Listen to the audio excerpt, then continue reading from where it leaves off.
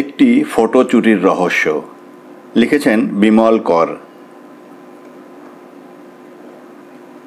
হঠাৎ একটা রব উঠল, আঁতকে ওঠার।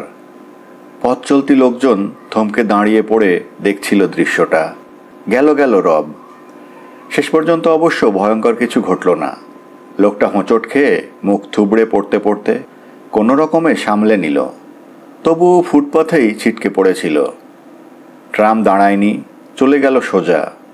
ফুটবোর্ডে দাঁড়ানো লোকগুলো দেখল মানুষটাকে। কাটাও পড়েনি, চাকার তলাতেও যায়নি। তবে আর ট্রাম বাস থামবে কেন? কলকাতা শহরে হামেশাই ট্রাম বাস মিনি বাস থেকে লোকজন ছিটকে পড়ছে রাস্তায়। তার জন্যে গাড়ি টাড়ি দাঁড়াবেই বা কোন দুঃখে? রাস্তায় ছিটকে পড়া লোকটা ততক্ষণে উঠে দাঁড়িয়েছে। কাছাকাছি পথ চলতি মানুষের নানান মন্তব্য। আর একটু হলেই তো গেছিলেন দাদা, বরাত জোর। অন্য কে একজন বলল, রাখে হরি মারে কে, বেঁচে গিয়েছেন মশাই। এক ছোকরা মস্করা করে বলল, দাদু এলবি হয়ে যাচ্ছিলেন যে, লেগ চাকার তলায় চলে যাচ্ছিল, আম্পায়ার বাঁচিয়ে দিয়েছে এ যাত্রায়। ভিড় সরে গেল। কাজের মানুষ সবাই কতক্ষণ আর দাঁড়িয়ে থাকবে? কিকিরা নজরে পড়েছিল দৃশ্যটা। এগিয়ে এলেন সামান্য তফাৎ থেকে। আরে পাতকি না? লোকটা ততক্ষণে নিজের হাত পা দেখছে। হাত ছড়েছে দু জায়গায়, কনুইয়ে লেগেছে। হাঁটু সোজা করতে বেশ কষ্ট হচ্ছিল। কিকিরার দিকে তাকালো লোকটা।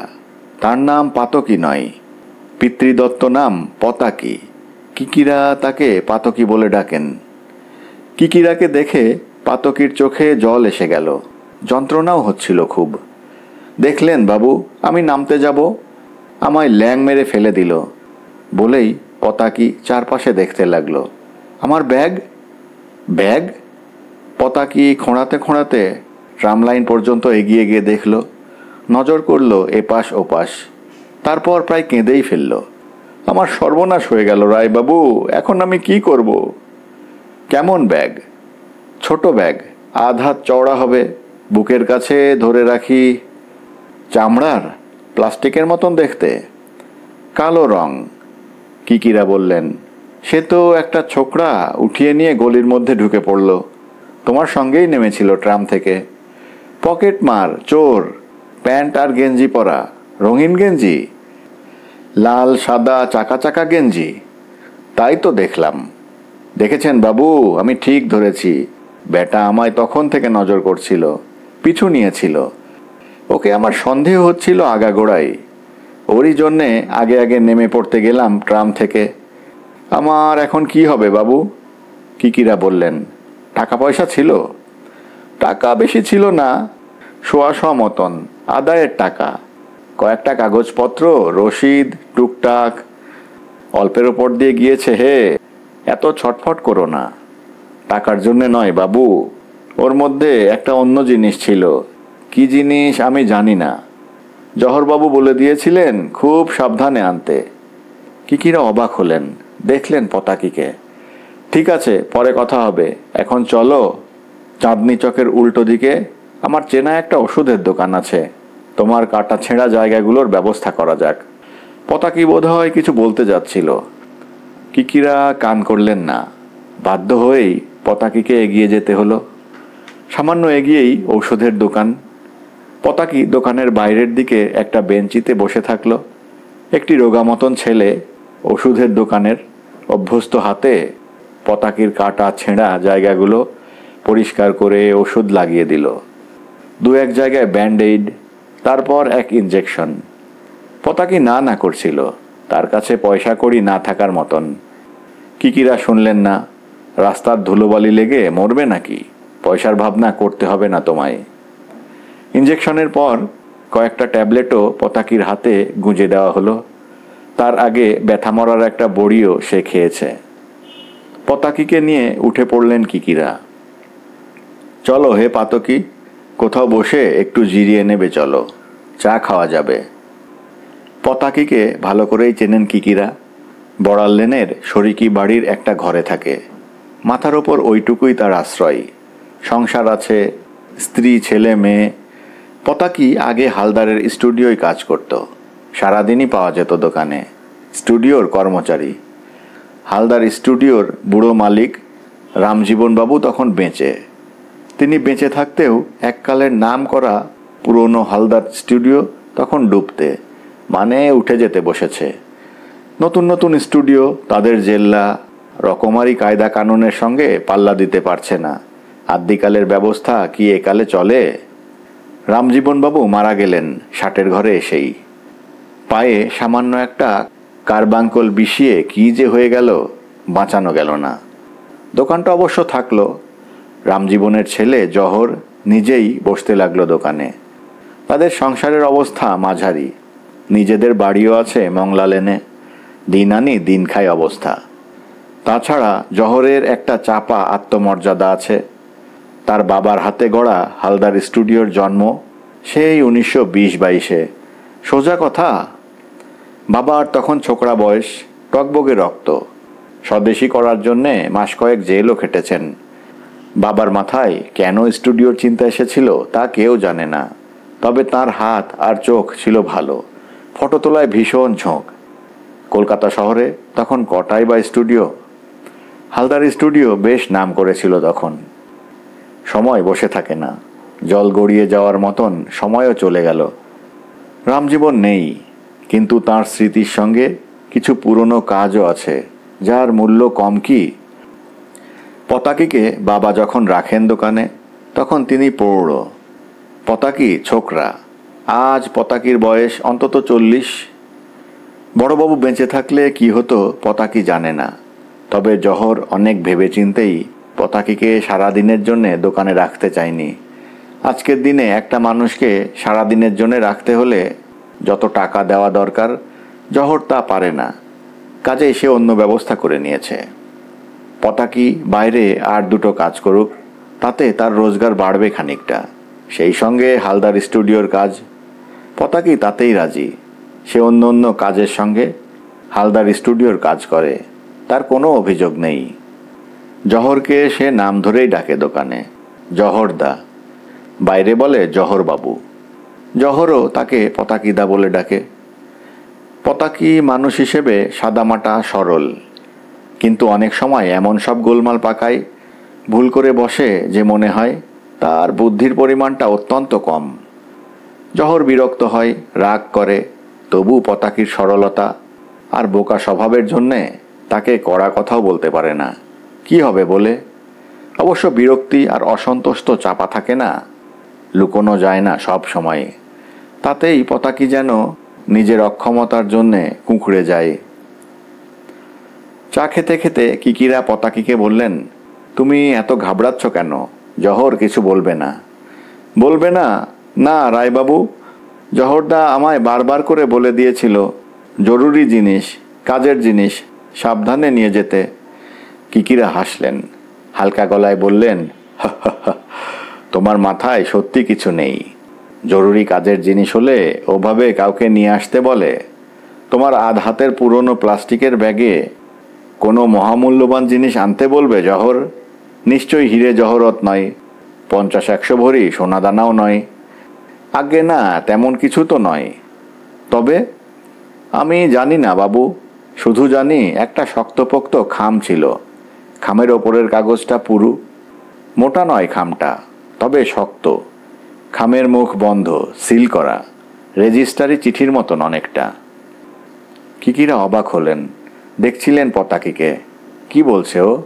একটা সিল করা খাম অত জরুরি হয় নাকি? খামের মধ্যে কি থাকবে? টাকা? টাকা থাকলেও কত আর হতে পারে?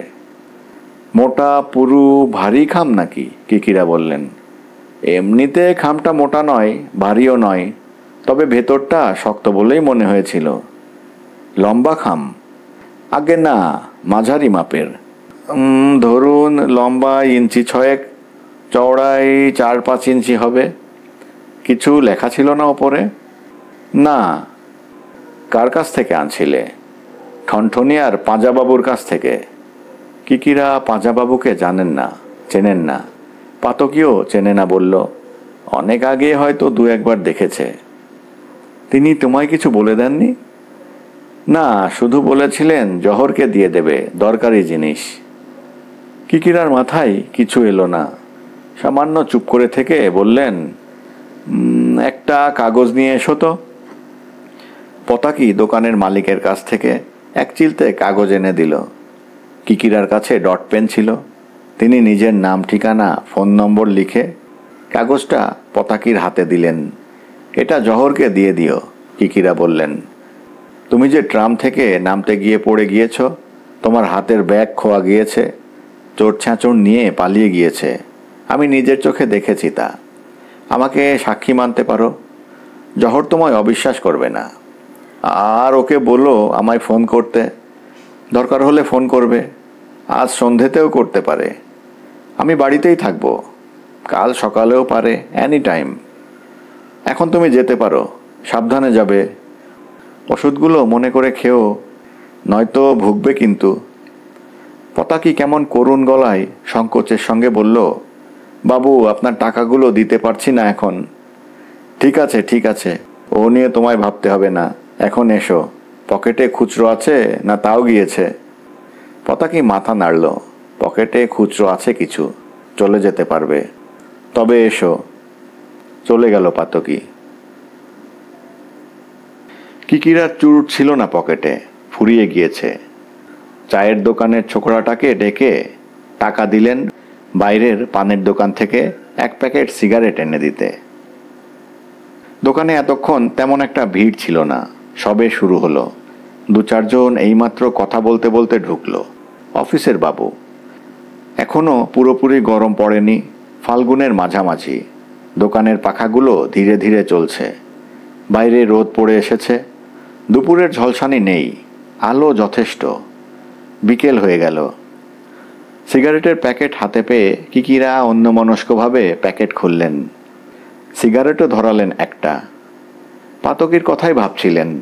ও যে ঠিক কি বোঝাতে চাইল কিকিরা ধরতে পারেননি। কলকাতা শহরে পকেটমারের অভাব নেই, বিশেষ করে এই সময়টাই। অফিস ছুটির মুখে ওদের ব্যস্ততা খানিকটা বাড়বে যে, তাতে আর সন্দেহ কোথায়। কিন্তু পাতকির কথা মতন ওই ছোকরা অনেকক্ষণ থেকে তাকে নজরে রেখেছিল কেন? পাতকি ট্রাম থেকে নামার সময় গায়ে গায়ে লেগেছিল কেন? পাতকির হাতের মামুলি ব্যাগটায় কত টাকা বা কি এমন সোনাদানা থাকতে পারে যে তার গন্ধে গন্ধে ছোকরা তার পেছনে লাগবে? জানবেই বা কেমন করে?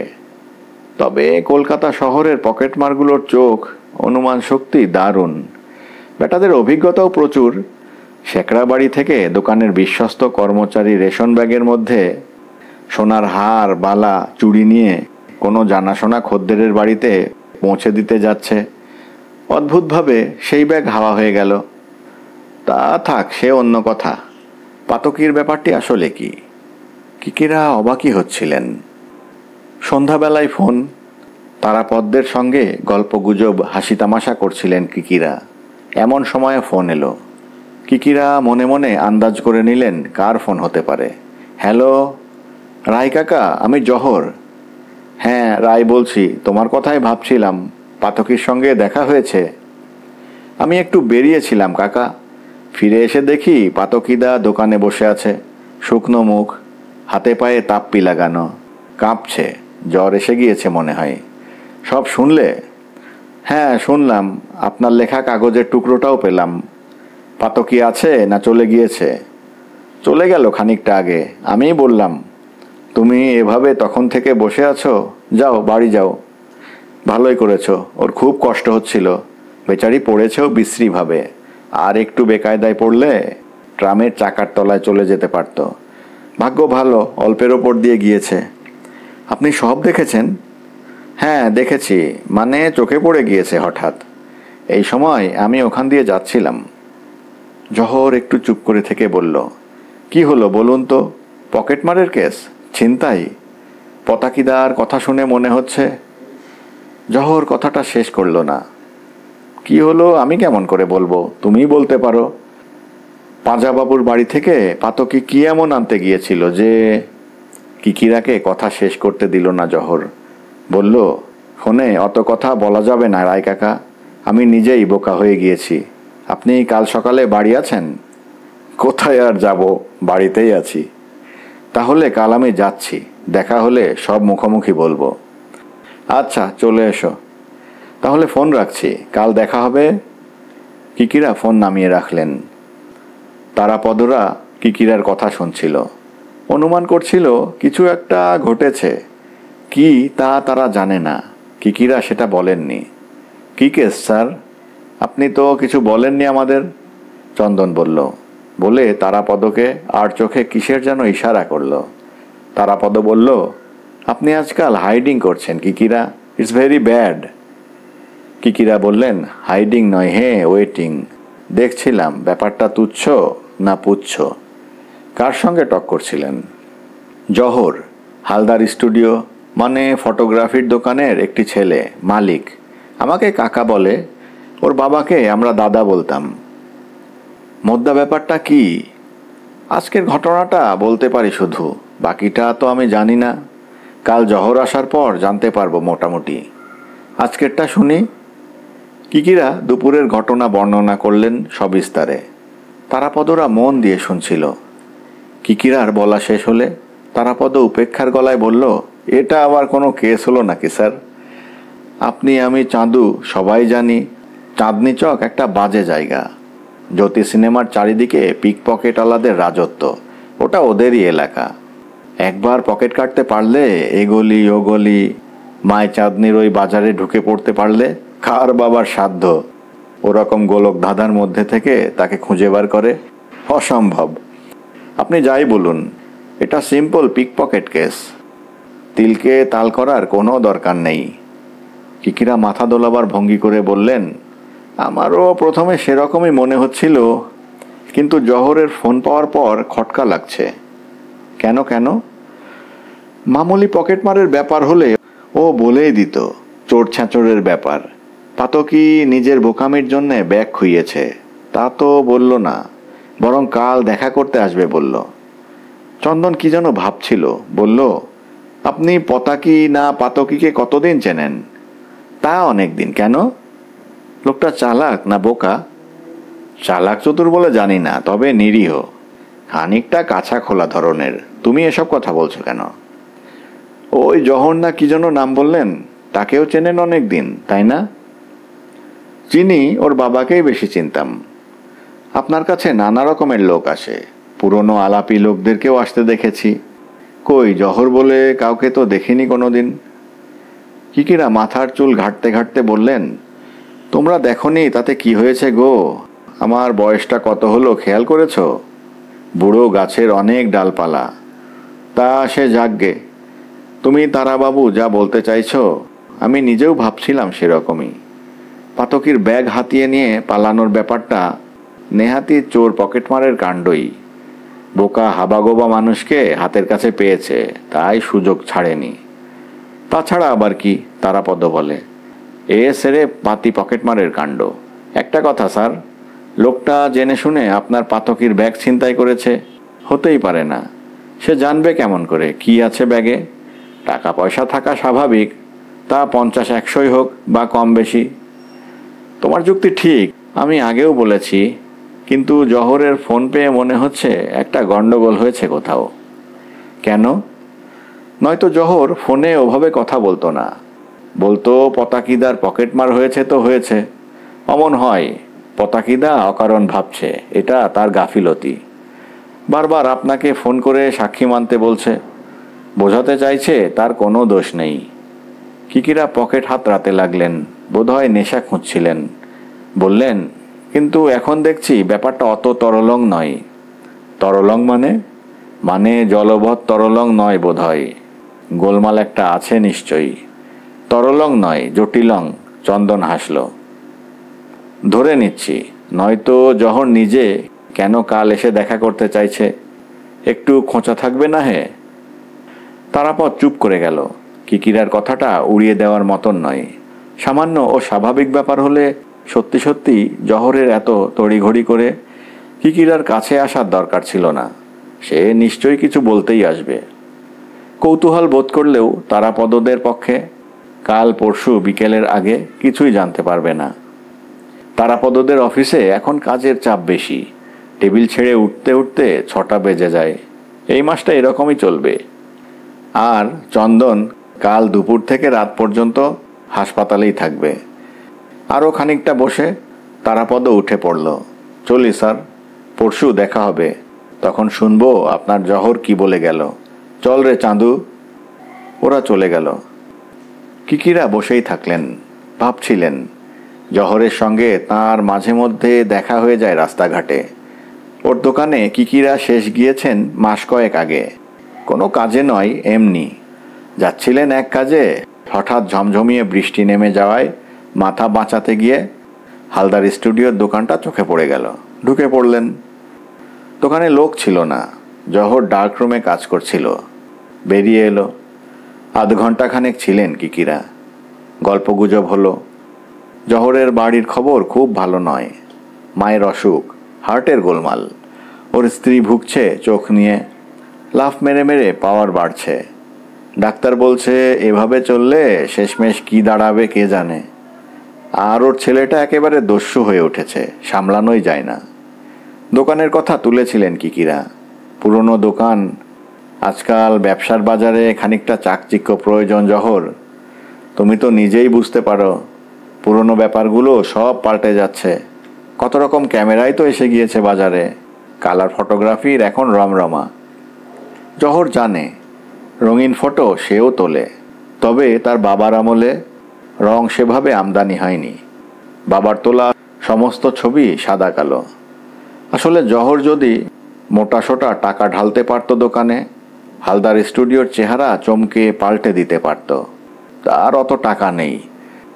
টাকা না থাকা যদি প্রধান কারণ হয়, দ্বিতীয় কারণ, জহরের মতে একজন ভালো ফটোগ্রাফার যদি আর্টিস্টের ধারে কাছে পৌঁছাতে চায়, তাকে সাদা কালোই কাজ দেখাতে হবে। কিকিরা বুঝুন বা না বুঝুন, জহরের কথাগুলো তার ভালোই লাগে। ছেলেটার গুণ আছে, জেদও রয়েছে। নিজের বসার জায়গা ছেড়ে উঠে পড়েন কিকিরা। ঘরের মধ্যে পায়চারি করারও জায়গা নেই, একেবারে ঠাসা। জানালার কাছে গিয়ে দাঁড়িয়ে থাকেন কিছুক্ষণ। বাতাস আসছে ছোট পার্কটার দিক থেকে। হঠাৎ তার মনে হলো একটা ভুল হয়ে গিয়েছে। জহরের ফোন নম্বরটা নেওয়া হয়নি, খেয়াল ছিল না। অবশ্য টেলিফোনের গোবদা বইটাই হালদার স্টুডিওর ফোন নম্বর পাওয়া কঠিন কাজ নয়, পেতেই পারেন কিকিরা। তবে অত ব্যস্ততার কি আছে? তাছাড়া জহর দোকান বন্ধ করে চলে গিয়েছে এতক্ষণে। তার বাড়িতে ফোন হয়তো আছে, কার নামে কে জানে। খুঁজে পেতে নম্বরটা পাওয়া গেলেও লাভ কি ফোন করে? কিকিরার কি খেয়াল হলো, কেন হলো তাও জানে না। নিজের জায়গায় ফিরে এসে ফোন তুললেন। রিং করতেই সাড়া এলো। পানুদা, আমি কিঙ্কর কথা বলছি। ক্রিমিনাল কেসের ওকালতি করতে করতে পানু মল্লিক বা পান্নালাল মল্লিকের গলার স্বর খেসখেসে কর্কশ হয়ে গিয়েছে। রায়, কি ব্যাপার তুই? পানু মল্লিক কিকিরাকে তুমি তুই যখন যা মনে আসে তাই বলেন। আপনি কি মক্কেল নিয়ে বসে আছেন? না, আমি ওপরে রয়েছি, নিচে নামিনি, প্রেশার সামলাচ্ছি। আজ কোর্টে বড় দমবাজি করতে হয়েছে, তাই খুব টায়ার্ড। তা তুমি ব্রাদার ফোন করছো কোত্থেকে? বাড়ি থেকে। আমার একটা ফোন হয়েছে। ফোন? সুখবর, তোমার টিকি ধরা যাবে। নাম্বারটা বলে রেখো। হঠাৎ আমার কথা মনে পড়লো কেন ভাইয়া? বেকায়দা করেছ কিছু? কিকিরা হাসলেন। কে কাকে বেকায়দায় ফেলে? পানুদাই তার গলায় হরিচন্দন বাবুর ঝামেলা জুটিয়েছিলেন। পানুদা, আপনি যেদিকে থাকেন সেখানে পাঁজাবাবু বলে কাউকে চেনেন? পাঁজা? আমাদের ওখানে ঠনঠনিয়া পাড়ায়। কই মনে পড়ছে না। কি করে? গলি, বাড়ির নম্বর? এখনো জানি না, কাল জানতে পারবো। জানিও, খোঁজ করব। কি দরকার বলো তো? বলেই চুপ করে গেলেন পানুবাবু।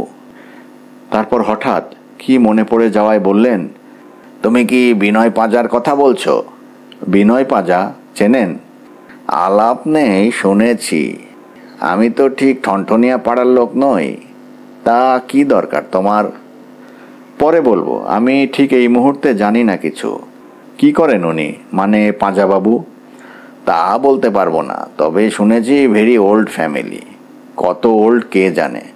বাড়িটা দেখেছি, তেতলা ইটের পাঁজা। তুমি কোথাও প্লাস্টার দেখতে পাবে না, খড়খড়িওয়ালা সেকেলে দরজা জানালা। তেতলায় বিস্তর পায়রা উড়ে বেড়ায়। আগে একটা ফিটন গাড়ি দেখতাম, এখন দেখি না, বোধহয় ঘোড়া মরে গেছে। সে যাকগে, তুমি পাঁজামশাইয়ের খবর নিচ্ছ যে? পরে বলবো, কালও বলতে পারি। এখন আমি কিছু জানি না পানুদা, নাথিং। ঠিক আছে, রাত্রে ফোন করো। তোমার ফোন নম্বরটা বলো একবার, টুকে রাখি। কিকিরা নম্বর বললেন। পরের দিন জহর এলো, সকাল সকালই এসেছে। কিকিরা বললেন, এসো। আমি ভাবছিলাম তোমার না দেরি হয়। কিকিরাকে পায়ে হাত দিয়ে প্রণাম করলো জহর। বড় পরিবারের ছেলে, সহজ শিষ্টাচার।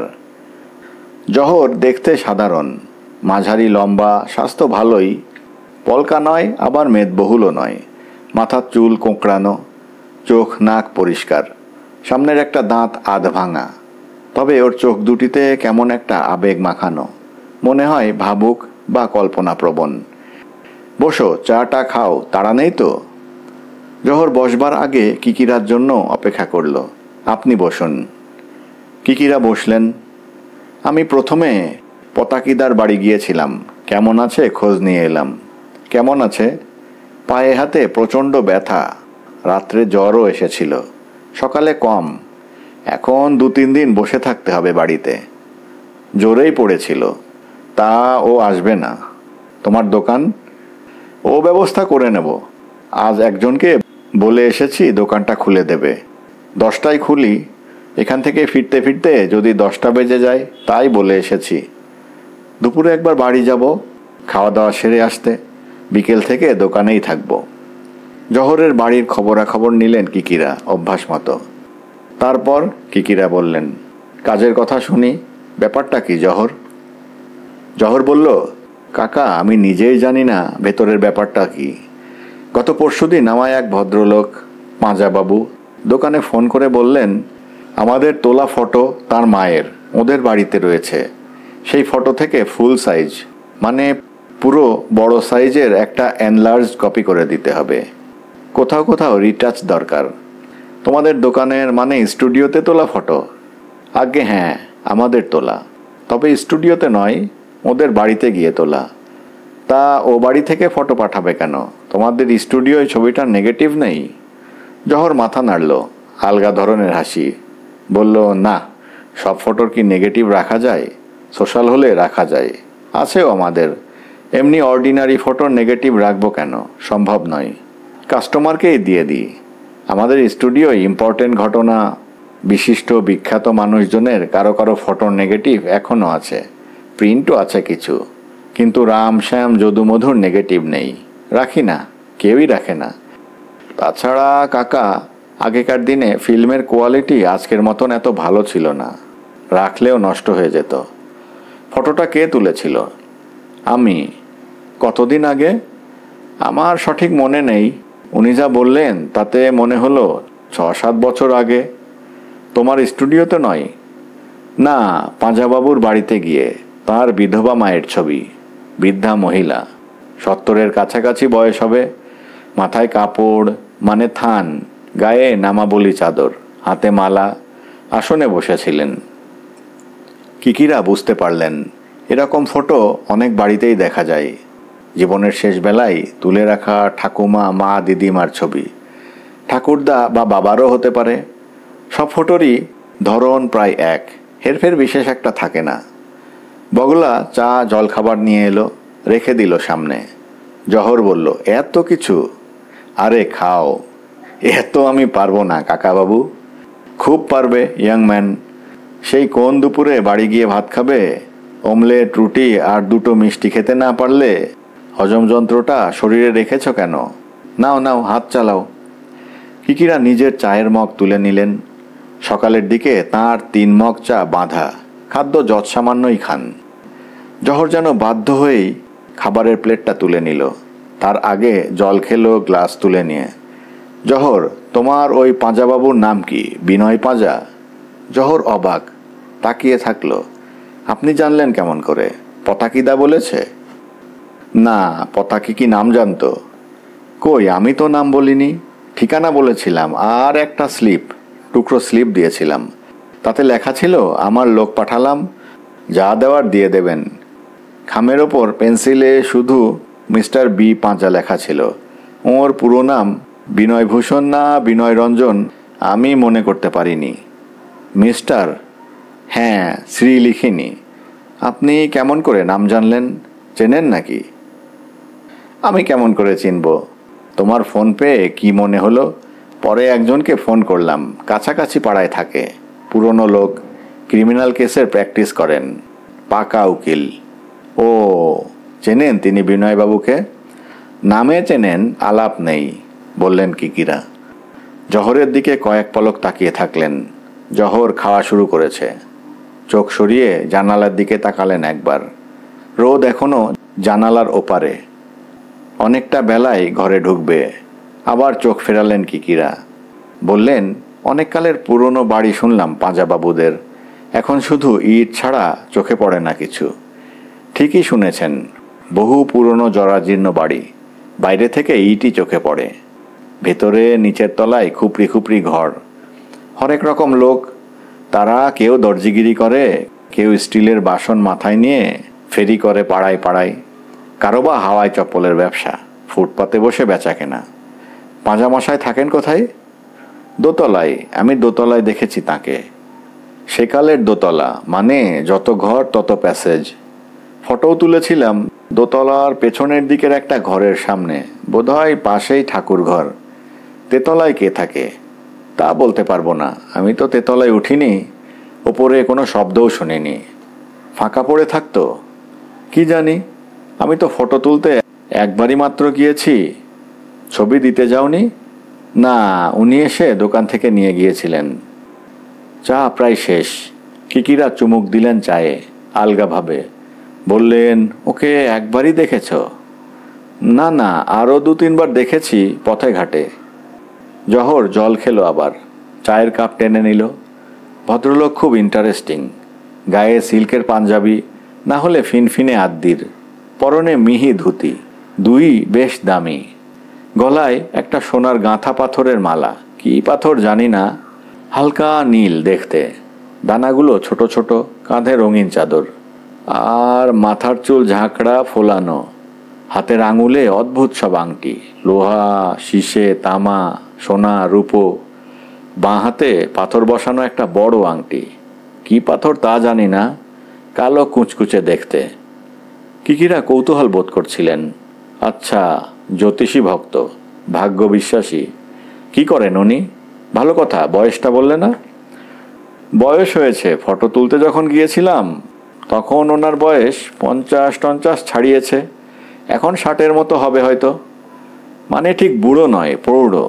কলসির জল গড়িয়ে খান? না কিছু করেন, ব্যবসাপত্র? জহর বলল, তা আমি জানি না কাকা, তবে চাকরি বাকরি করার লোক নয়। ওসব পুরনো বনেদি বাড়িতে চাকরি করার রেওয়াজ থাকে না, গোলামি ধাতই নয় ওদের। ব্যবসাপত্র কি করেন বা করতেন বলতে পারবো না, শুধু জানি বা শুনেছি বীরভূমের কোথায় যেন বিস্তর জমি জমা, বাগান, পুকুর, চালকল, এটা সেটা ছিল, জমিদার বংশ। আর কলকাতায়? এখানেও ছিল, তবে এটা পৈতৃক। আর বীরভূমে ওর মাতুল বংশের বাড়ি, সেই বংশ একেবারে ফাঁকা। বিনয়বাবুই একমাত্র জীবিত স্বজন। তিনি মাতুল বংশের যাবতীয় সম্পত্তি ভোগ দখলের উত্তরাধিকার পেয়েছেন। কিকিরা কেমন ধাঁধায় পড়ে গেলেন। বীরভূমে মাতুল বংশের জমিদারি, আর কলকাতায় পৈতৃক সম্পত্তির একমাত্র মালিক। কি ভেবে কিকিরা বললেন, ভদ্রলোককে তুমি চিনলে কেমন করে? মাথা নাড়ল জহর। সেভাবে আমি চিনি না কাকা, বাবার সঙ্গে আলাপ ছিল, বাবার কাছে মাঝে সাঝে আসতেন, তখন দেখেছি। যেটুকু শুনেছি তাও বাবার মুখে। আপনি তো জানেন বাবা আজ প্রায় 8 বছর আগে চলে গেছেন আমাদের ছেড়ে। অন্যমনস্ক হয়ে পড়লেন কিকিরা। চুপচাপ বসে থাকতে থাকতে একটা চুরুট ধরালেন। শেষে বললেন, পতাকির ব্যাগ তো খোয়া গিয়েছে, বিনয়বাবুর পাঠানো ফটো তো তুমি হাতে পেলে না, এরপর? জহর মাথা চুলকে হতাশ গলায় বলল, আমি বুঝতে পারছি না কি করব। ফটোটা যে খোয়া গিয়েছে জানিয়েছ পাঁজামশাইকে? না। কেন? সাহস হচ্ছে না। সাহস? জহর ইতস্তত করে বলল, বিনয়বাবু বারবার বলে দিয়েছিলেন ওটা খুব জরুরি, সাবধানে নিয়ে আসার ব্যবস্থা করতে, কাজটাও 15 দিনের মধ্যে করে দিতে হবে।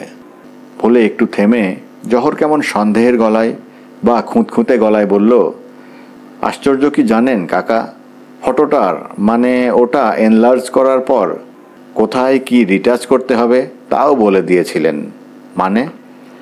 মানে রিটাচের সময় বাঁ চোখটা ডান চোখের তুলনায় সামান্য ছোট করতে হবে, চোখের দৃষ্টি একটু টেরা, মাথার কাপড় কপাল পর্যন্ত নামিয়ে দিতে হবে, না কতটা খাড়া রাখা চলবে না, গাল বসা, ভাঙা গোছের, আরও ছোটোখাটো 2-4টে ব্যাপার। কিকিরা অবাক হয়ে বললেন, কেন? সেটা তো আমি বুঝতে পারছি না। গতকাল আগে এক বৃদ্ধা মহিলার ফটো তুলেছিলাম, মুখের ফটো একেবারে নিখুঁত হয় না সাধারণত, তবু একটা মুখ নিয়ে কাজে বসলে আমি অন্তত যেমন প্রয়োজন রিটাচ করে থাকি। বাবা অনেক ভালো পারতেন কাজটা, আমি অতটা পারি না, তবু খারাপ করি না। তা বলে মুখের চেহারাটাই আমি দেখলাম না, মনেও নেই, উনি আমায় ফোনে কি কি করতে হবে বলে দিচ্ছেন, এটা কি ধরনের কথা? তুমি কিছু বলনি? না, মুখে আসছিল, বলতে পারলাম না। বুড়ো মানুষ, বাবার সঙ্গে আলাপ ছিল এক সময়, ভাবলাম আগে তো ফটোটা দেখি, কি অবস্থা হয়েছে সেটার, তারপর বলা যাবে। ফটো কম বেশি নষ্টও হয়ে যেতে পারে, যত্ন করে না রাখলে হতেও পারে। কিকিরা বললেন। চুপ করে গেলেন হঠাৎ। পায়ের দিকে এক টুকরো কাগজ উড়ে এসেছিল হাওয়ায়, সরিয়ে দিলেন। বাইরে রোদ বাড়ছে, উজ্জ্বল রোদ, আলোর সঙ্গে বাতাস সামান্য গরম। কিকিরা বললেন, তুমি একটা ফোন করো পাঁজামশাইকে, বা নিজে তার বাড়ি যাও, ব্যাপারটা বলো। ওর কথা মতন কাজ যখন নিয়েছো তখন তো তোমার জানানো উচিত ফটোটা তুমি পাওনি, সেটা খোয়া গিয়েছে। তা তো বলতেই হবে, ভাবছি আজ ফোন করব, নম্বরটা উনি বলেছিলেন, দেখো কি বলেন। আচ্ছা জহর, তোমার কি মনে হয় কেউ জেনে শুনে পতাকির কাছ থেকে ব্যাগটা হাতিয়েছে? তা যদি হয় তবে মামুলি পকেটমারের কাজ এটা নয়, টাকা পয়সার জন্যও ব্যাগ হাতায়নি, তার উদ্দেশ্য ছিল ওই ফটোটা হাতিয়ে নেওয়া। জহর গলা ঘাড় মুছে নিল রুমালে, কিকিরাকে দেখছিল, বলল, আমি বুঝতে পারছি না কাকা, আপনি যা বলছেন সেরকম সন্দেহ আমারও হয়েছে, কিন্তু ভাবছি সামান্য একটা ফটো হাতাবার জন্যে এত কাণ্ড কে করবে, কেনই বা করতে যাবে? আমি পতাকিদাকে বারবার জিজ্ঞেস করেছি কেউ তাকে কিছু বলেছে কিনা, কিংবা তার পিছু নিয়েছিল বলে মনে হয়েছে কিনা। পতাকিদা বলছে একটা লোক তার পিছু নিয়েছিল। আমার বিশ্বাস হচ্ছে না, আবার কথাটা উড়িয়েও দিতে পারছি না। হয়তো একটা গোলমাল আছে, হয়তো পরে সেটা ভাবা যাবে। আগে তুমি একটা ফোন করো পাঁজামশাইকে, তার রিয়াকশনটা দেখো, তারপর যা করার করতে হবে। আপনি যদি দেখেন তার চেয়ে ভালো আর কি হবে, জহর অনুরোধের গলায় বলল। কিকিরা হাসলেন, সস্নেহ হাসি। দেখা যাক